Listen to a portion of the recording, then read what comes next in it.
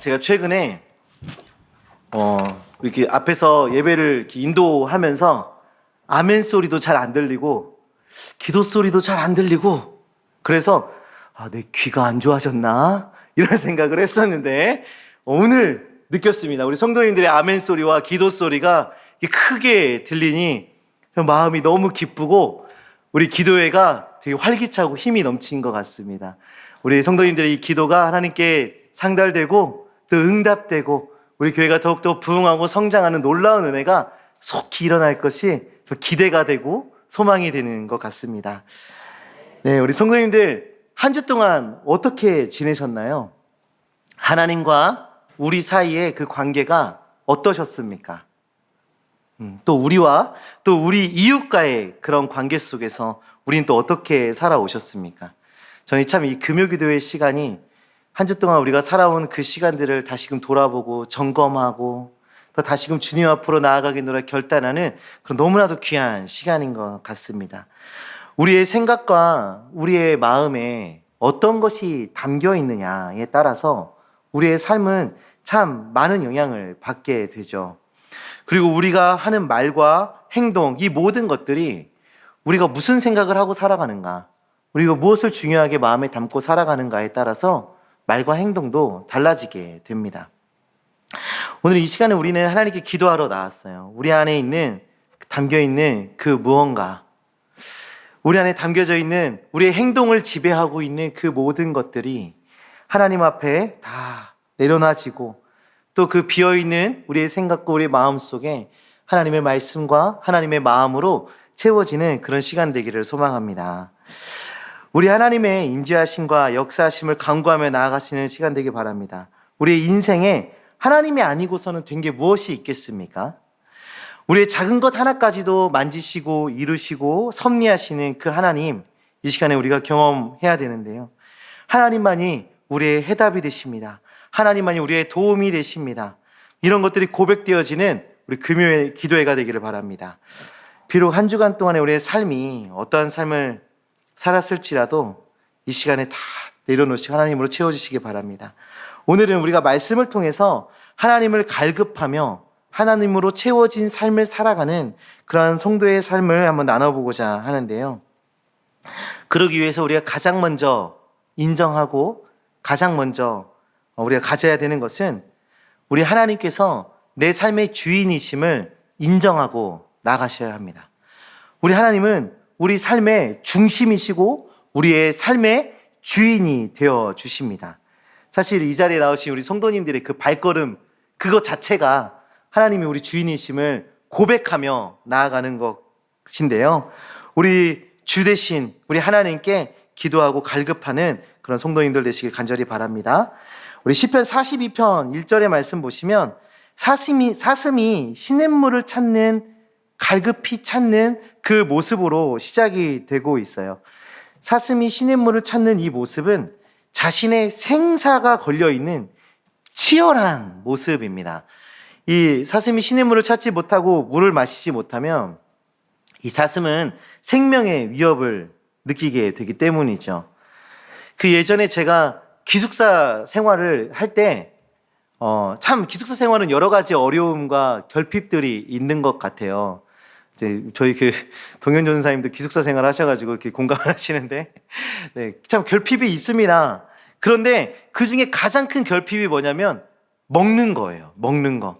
집에 있을 때는 저희 어머니가 삼시세끼 때 되면 탁 이렇게 챙겨주시는데 기숙사 생활을 하게 되면 제 스스로 철저하게 그걸 준비하고 챙기질 않으면 불규칙한 식사를 하게 되고 건강은 급격히 나빠지고 근육은 빠지고 살만 찌는 그런 안 좋은 일들이 자꾸 반복이 돼서 제가 이 모양이 된 거거든요. 네. 근데 그 중에 가장 큰 결핍은 뭐였냐면 과일이에요. 과일을 먹질 못해요. 근데 제가 하루는 인후염이 걸려서 일주일 내내 밤마다 열이 오르고 힘들었어요. 그러다가 집에 내려갔는데 싱크대에 딸기가 이렇게 한 소쿠리가 이렇게 담겨져 있는 거예요. 제가 그 씻지도 않은 그 딸기를 인후염에 걸려서 침도 못 삼키는 제가 딸기를 막 씹어서 우걱우걱 그 한 소쿠리 그거를 다 먹었어요. 그랬더니 그 인후염이 그렇게 빨리 회복될 수가 없습니다. 제 안에 얼마나 그런 결핍이 강하게 있었는지가 느껴지는 거죠. 제가 그때 이 말씀이 생각난 거예요. 사슴이 시냇물을 찾기에 갈급함 같이 살기 위해서 시냇물을 간절히 찾았던 그 사슴, 살기 위해서 과일을 찾아 헤맸던 저의 그 갈급함. 네. 뭐 이런 갈급함이 오늘 성경에서는 무엇을 찾는 갈급함으로 연결되어 있습니까? 우리 2절의 말씀인데요. 우리 함께 2절 말씀 보도록 하겠습니다. 내 영혼이 하나님 곧 살아계시는 하나님을 갈망하나니 내가 어느 때에 나아가서 하나님의 얼굴을 배울까? 지금 이 시인이 하나님을 찾는 갈급한 목소리가 들리십니까? 하나님, 내가 하나님을 갈망합니다.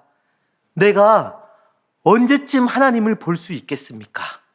라고 지금 시인이 이야기하는 거거든요. 그의 삶 가운데 하나님이 느껴지지 않는 그 극한의 상황에 지금 이 시인이 몰려 있는 거예요. 하나님, 내가 하나님을 갈망합니다. 언제쯤 돼야 내가 하나님을 볼 수 있겠습니까? 하나님 어디 계십니까? 내가 이렇게 죽게 생겼습니다. 지금 시인이 갈급하게 하나님을 찾고 있는 거예요. 절박한 호소로 하나님 앞에 나아가고 있는 겁니다. 고난 중에, 낙심 중에 있는 이 시인에게 사람들은 말합니다. 내 하나님이 어디 있느냐? 고난과 절망과 낙심의 정점을 찍고 있죠. 나도 잘 모르겠는데 이제 내가 너무 힘들어서 내가 하나님 도대체 나와 함께 계십니까? 이런 질문을 하고 있는 이 시인에게 내 하나님이 어디 있느냐? 주변에서 와서 막 그러는 거예요. 얼마나 그 마음이 무너지겠습니까? 그래서 3절의 말씀을 보시면 내 눈물이 주야로 음식이 되었도다. 내 눈물이 주야로 음식이 되었도다. 시인의 이런 고백을 듣고 있으면 마음이 무너집니다. 무너져요. 하나님께서 함께 하시지 않는 것 같은 그런 영적 외로움을 느끼고 있어요. 그걸 보는 사람들은 오히려 위로하는 것이 아니라 비방하고 있어요. 그리고 이전에 하나님을 예배하고 찬양하고 하나님을 기뻐하던 그 순간들을 추억하면서 지금 이 시인은 슬퍼하고 있습니다. 영적인 상함이 일어난 것이죠. 시인은 이런 자신의 상한 심령을 나열하고 있습니다. 그리고 이 시인의 그 상한 심령을 통해서 우리의 마음을 돌아보게 하고 있죠. 성도님들, 고난의 순간, 그 절망의 순간을 마주하게 되면 그 순간 우리는 하나님이 우리와 함께하고 계시지 않은 것처럼 느껴집니다. 그리고 하나님과 나누었던 그 기쁨의 순간들, 그 은혜의 순간들을 추억하면서 마치 헤어진 인연을 생각하며 슬퍼하는 것처럼 그렇게 하나님과의 관계를 슬퍼하게 되지요. 그런데요, 성도님들, 중요한 것은 이 시편은 그냥 이렇게 슬픔을, 낙심을 나열하는 것으로 이 시편이 마무리되고 있지 않다는 것입니다. 5절의 말씀 우리 다 같이 한번 보도록 하겠습니다. 5절입니다. 내 영혼아, 내가 어찌하여 낙심하며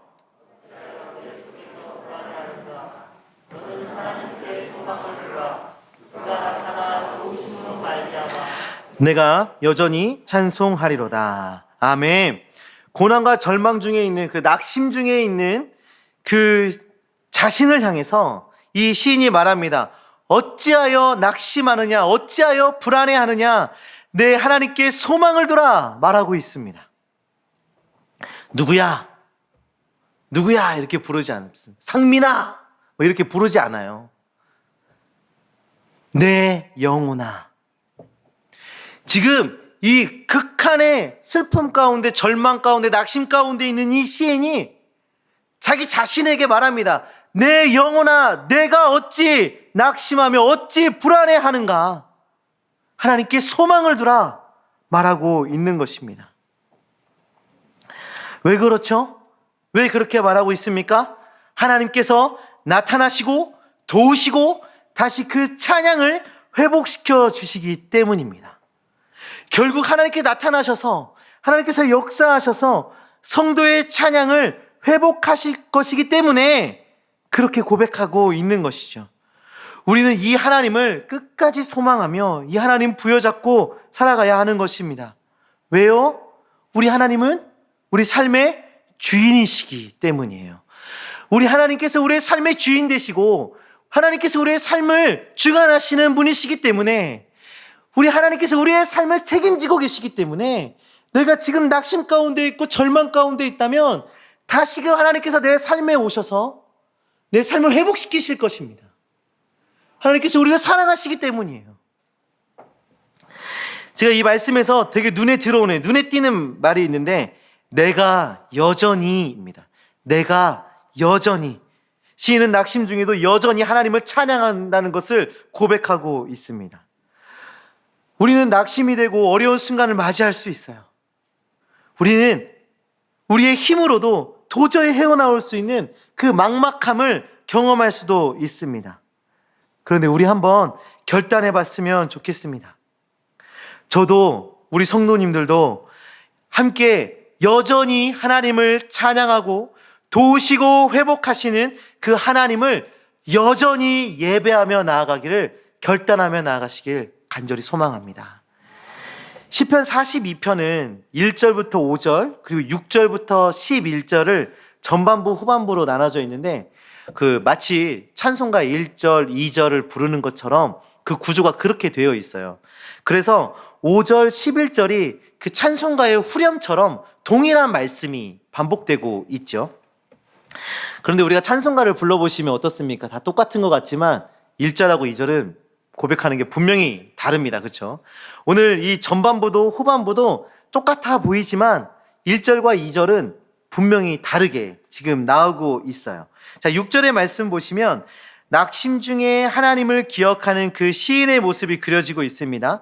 그는 여전히 어려움 속에 놓여 있습니다. 그 낙심 중에 놓여 있습니다. 그리고 7절의 말씀인데요. 우리 7절 말씀 함께 보도록 하겠습니다. 주의 폭포 소리에 깊은 바다가 서로 부르며 주의 모든 파도와 물결이 나를 휩쓸었나이다. 폭포가 떨어지는 소리. 그 폭포 떨어지는 소리 들어보셨죠? 그 폭포 떨어지는 소리. 그리고 폭포가 떨어지면 밑에 무엇이 생깁니까? 밑에 소용돌이가 돌고 물보라가 치게 되지요. 그리고 파도가 부딪히는 그 모습, 그 파괴적인 그 모습, 그런 모습들을 떠올리게 하고 있어요. 지금 시인의 이 고난이 얼마나 고통스러운 상황인지를 보여주고 있는 겁니다. 그리고 더 주목해봐야 하는 것은 이 3절에 나오고 있는 눈물, 그에게 음식이 되었던 그 눈물이 7절에서는 폭포예요, 폭포. 무엇을 말해줍니까? 시간이 흐르면서 시인은 더욱더 고통스러운 순간으로 가고 있는 겁니다. 그런 것 같아요. 고난의 정도는 다 달라요. 우리 성도님들 지금 이곳에 많은 성도님들 계시는데 각자가 경험하고 있는 그 어려움, 고난, 이 정도는 다 달라요. 그런데 아무리 작은 고난이라도 그게 해결되지 않고 그게 장기간 가게 되면 점점점 더 힘들어집니다.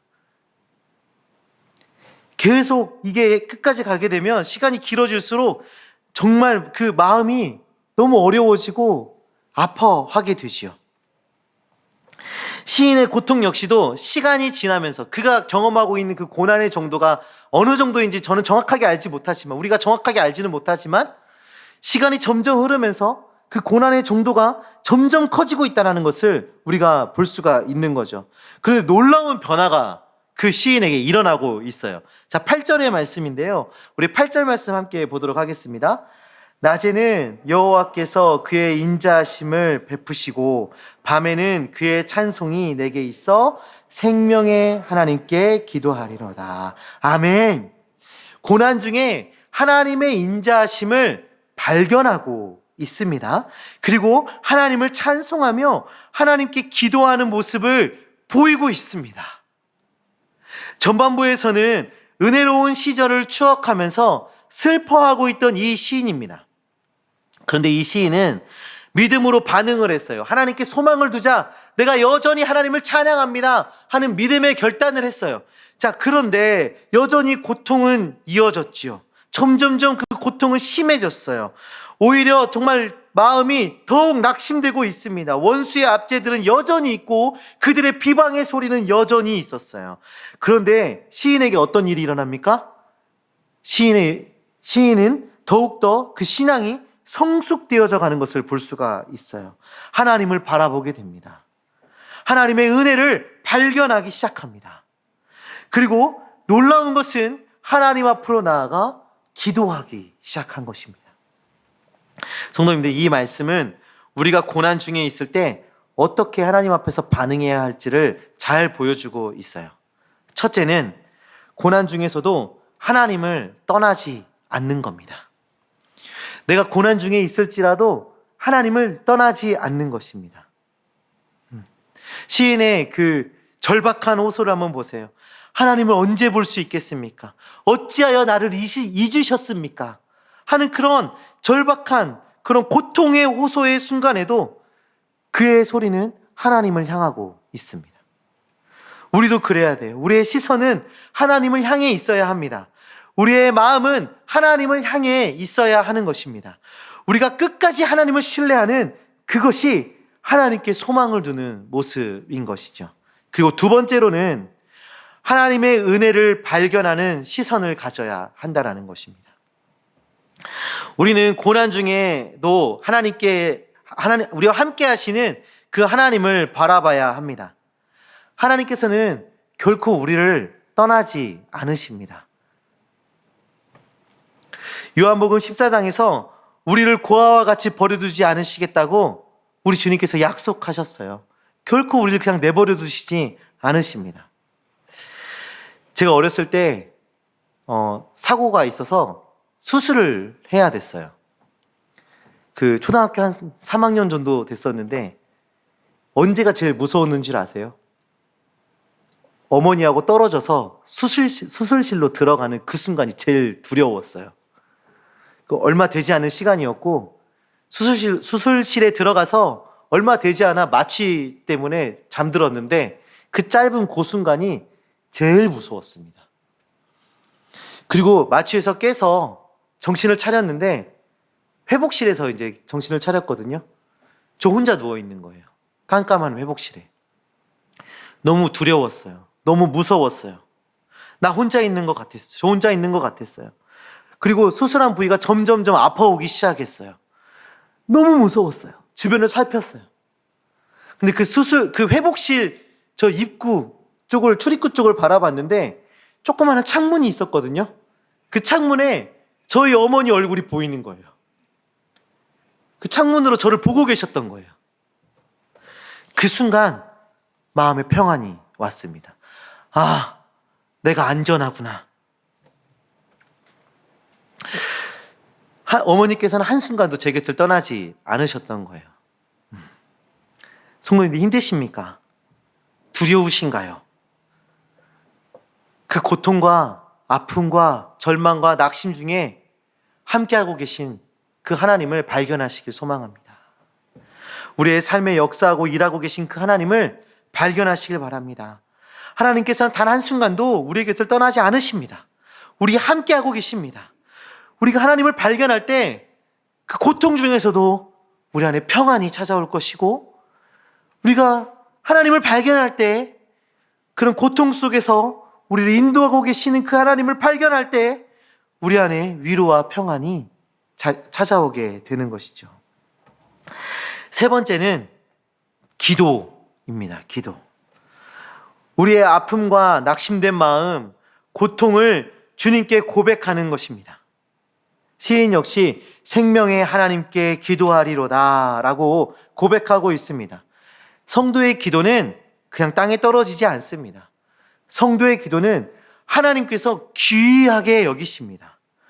고통 중에 계신 성도님들 계십니까? 낙심 중에 계신 성도님 계십니까? 불안 가운데 계신 분 계십니까? 기도하시길 바랍니다. 간절히 부르짖어 기도하시길 바랍니다. 우리의 고난과 낙심과 두려움에서 승리할 수 있는 비결, 기도입니다. 하나님께서 성도에게 너는 내게 부르짖으라 명령하십니다. 그리고 우리 하나님께서 말씀하시죠. 응답하겠다 말씀하십니다. 이것이 우리 성도와 하나님과의 그 관계를 잘 말해주고 있는 것이죠.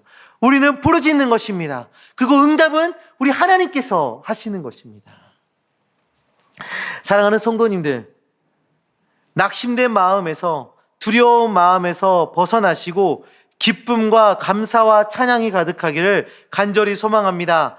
그러기 위해서 우리 하나님께 딱 붙어 있으십시다. 그리고 하나님과 우리와 동행하시는 그 하나님을 발견하길 소망합니다. 그리고 하나님께 간절히 기도하는 우리 성도님들 되시기를 간절히 소망합니다. 때로는 나 홀로 있는 것 같아요. 고와 같이 있는 것 같아요. 더 이상 답이 없다 느껴질 때도 있습니다. 우리 안에 어떠한 소망도 없다고 느껴질 때가 있습니다. 성도님들, 하나님께서 함께 하십니다. 기도하는 우리에게 우리 하나님께서 해답이 되어 주실 것입니다. 하나님께서 우리의 참 소망이 되어 주실 것입니다. 할렐루야. 우리 이 시간에 그 하나님께 간절히 부르짖으며 기도하는 시간 갖기를 원해요. 하나님, 내가 하나님을 신뢰하는 주의 자녀 되기를 원합니다. 기도하셨으면 좋겠어요. 또 우리 주인이라고 고백하시면서, 하나님이 우리 주인이십니다 고백하시면서 내가 하나님을 붙잡겠습니다 기도하는 시간 갖기를 원합니다. 우리 이 시간에